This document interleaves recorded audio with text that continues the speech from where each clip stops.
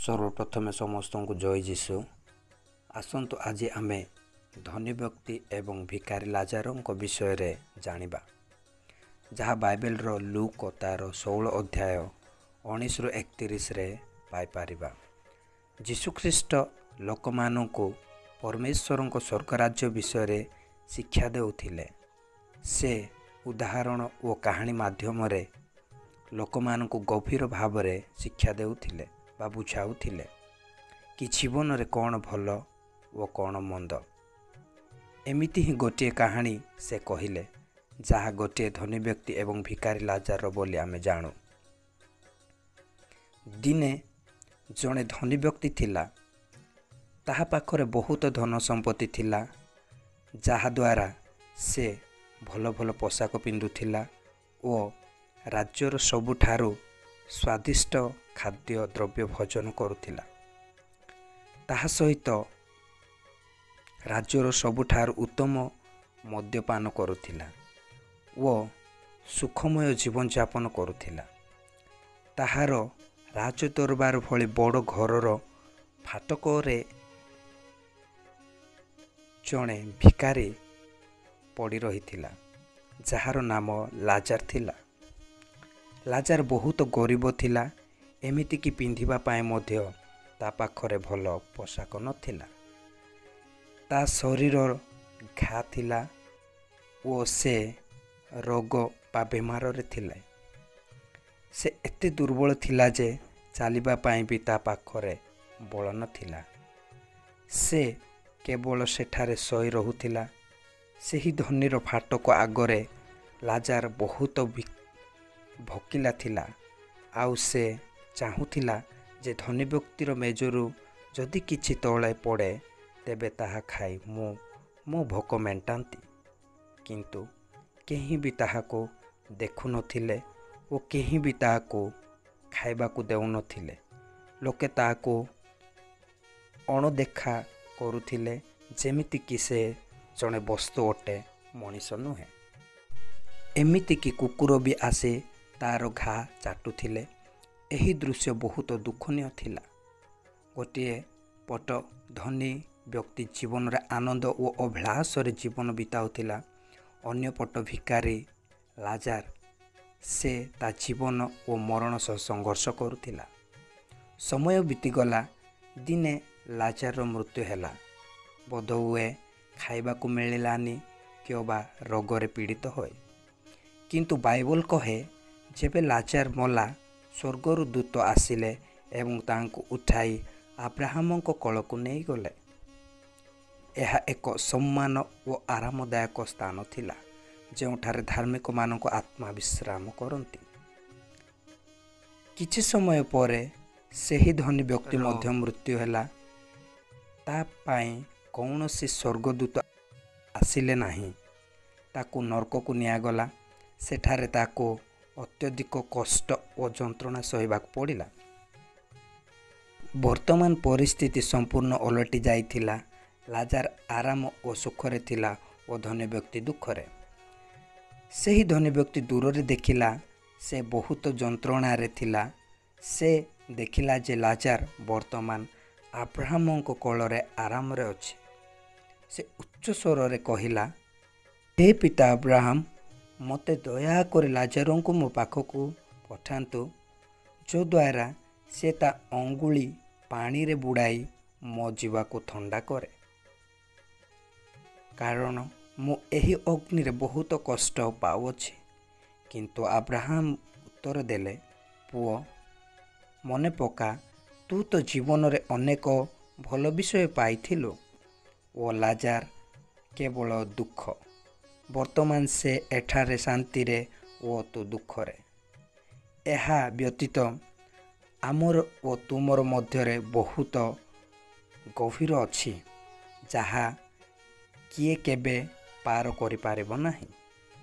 ना एही स्थान रु सेही स्थान को जाई पारिबो, ना सेही स्थान रो व्यक्ति एही स्थान को आसी पारिबो। धनी व्यक्ति वर्तमान निजर भूल बुझी पारिथिले, किंतु बहुत डेरी हो जाइथिला।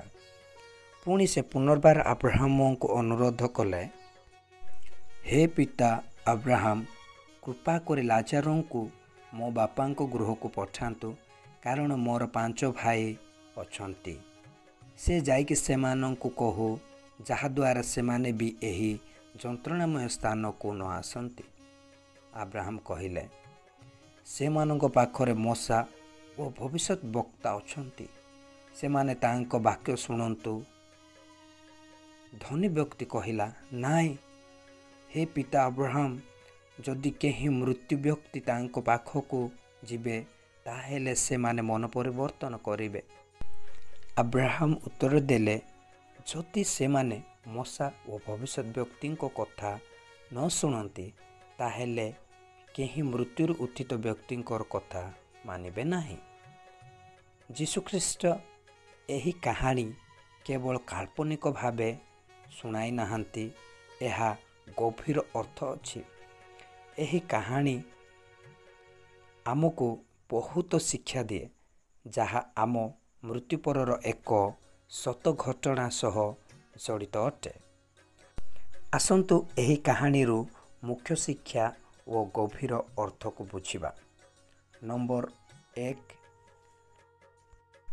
ଧନୀ ବ୍ୟକ୍ତି ବହୁତ ଧନବାନ ଥିଲେ ମଧ୍ୟ ସେ କେବେ ଈଶ୍ୱରଙ୍କୁ ପ୍ରାର୍ଥନା ବା ଆରାଧନା କରିନଥିଲେ, ନା ଅନ୍ୟର ସେବା।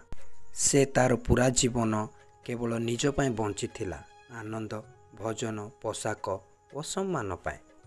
କିନ୍ତୁ ଯେବେ ମୃତ୍ୟୁ ଆସିଲା, ତାର କର୍ମର ଫଳ ତାକୁ ଭୋଗିବାକୁ ପଡ଼ିଲା।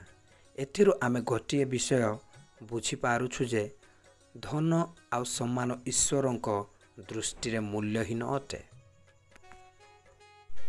ନମ୍ବର 2, ଗରିବ ହେଲେ ମଧ୍ୟ ହୃଦୟରେ ଦୃଢ଼ ବିଶ୍ୱାସର ଫଳ ଭଲ ହୋଇଥାଏ। ଲାଜାର ଗରିବ ଥିଲା, ରୋଗୀ ଥିଲା, କିନ୍ତୁ ତାର ନାମ ବାଇବେଲରେ ଲେଖା ଅଛି। ଏହା ଏକ ବଡ଼ ବିଷୟ ଅଟେ, କିନ୍ତୁ ଧନୀ ବ୍ୟକ୍ତିର ନାମ ଲେଖା ହୋଇନାହିଁ। କିନ୍ତୁ ଲାଜାରଙ୍କ ନାମ ଲିଖିତ ଅଛି। ପରମେଶ୍ୱର ସେମାନଙ୍କୁ ମନେ ରଖନ୍ତି ଯେଉଁମାନେ ଦୁଃଖରେ ରହି ମଧ୍ୟ ଈଶ୍ୱରଙ୍କୁ ବିଶ୍ୱାସ କରନ୍ତି। ନମ୍ବର 3, ମୃତ୍ୟୁ ପରେ ନ୍ୟାୟ ନିଶ୍ଚିତ ହୋଇଥାଏ। ଏହି ପୃଥିବୀରେ ବହୁତ ଅନ୍ୟାୟ ହେଉଅଛି। କିଛି ଲୋକ ଦୁଃଖରେ ରହୁଛନ୍ତି, କିନ୍ତୁ କିଛି ଲୋକ ଅନ୍ୟର ଚିନ୍ତା ନ କରି ଆନନ୍ଦରେ ଆମୋଦ ପ୍ରମୋଦରେ ନିଜ ଜୀବନ ଯାପନ କରନ୍ତି। କିନ୍ତୁ ମୃତ୍ୟୁ ପରେ ପରମେଶ୍ୱର ବିଚାର କରିଥାନ୍ତି ଓ ସେହି ବିଚାର ସତ୍ୟର ବିଚାର ହୋଇଥାଏ।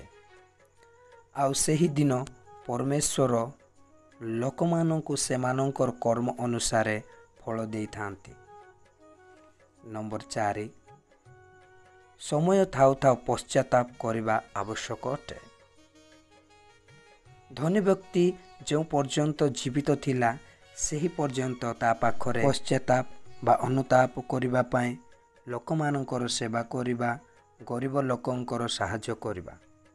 କିନ୍ତୁ ସେ ସେମିତି କଲା ନାହିଁ, ଯାହାଦ୍ୱାରା ମୃତ୍ୟୁ ପରେ ତାର ସମସ୍ତ ସମାପ୍ତ ହୋଇଯାଇଥିଲା।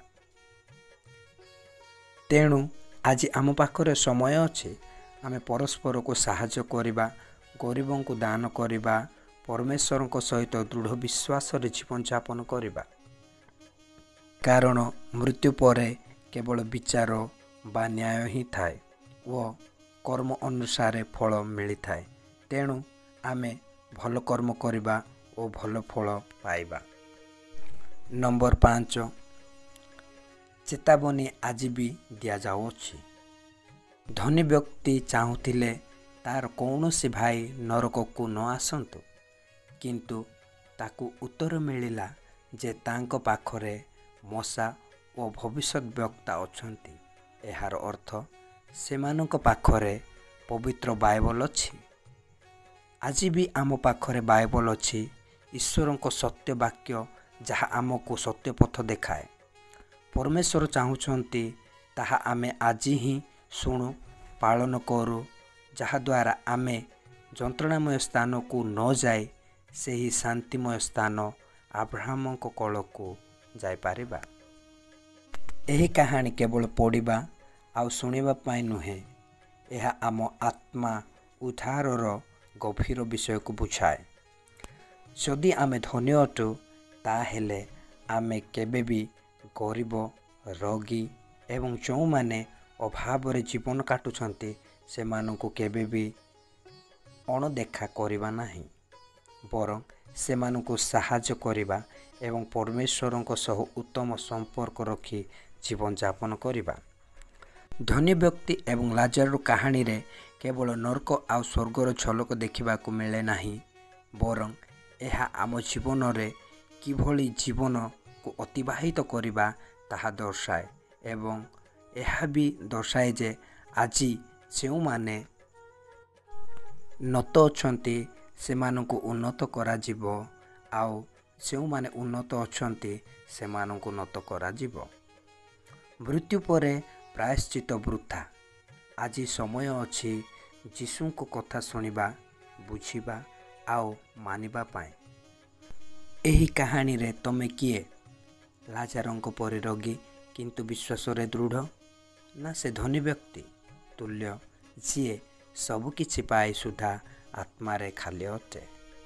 ଏହି ପ୍ରଶ୍ନର ଉତ୍ତର କେବଳ ତମେ ଦେଇପାରିବ। ଧନ୍ୟବାଦ। ପ୍ରଭୁ ଯୀଶୁ ଖ୍ରୀଷ୍ଟଙ୍କର ଦ୍ୱିତୀୟ ଆଗମନ ପର୍ଯ୍ୟନ୍ତ ସମସ୍ତେ ଭଲରେ ଥାଅ ଆଉ ବିଶ୍ୱାସର ଦୃଢ଼ ହୋଇ ଜାଗ୍ରତ ଥାଅ। ଆମେନ୍।